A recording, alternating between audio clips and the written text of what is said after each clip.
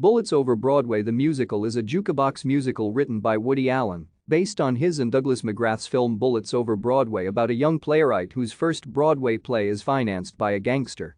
The score consists of jazz and popular standards of the years between World War I and about 1930 by various songwriters. It received its premiere on Broadway in 2014 at the St. James Theatre and closed on August 24, 2014 after over 100 performances.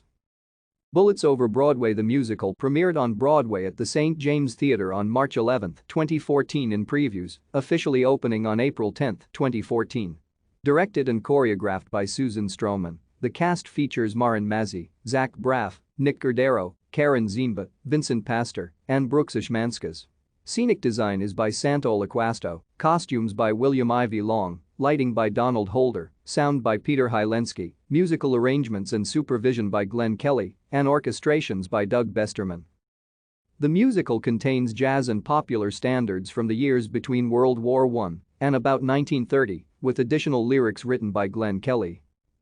The musical closed on August 24, 2014, after 156 performances and 33 previews. A touring production started in October 2015. Thank you for watching. Like and subscribe if you would like to view more of our videos. Have a nice day.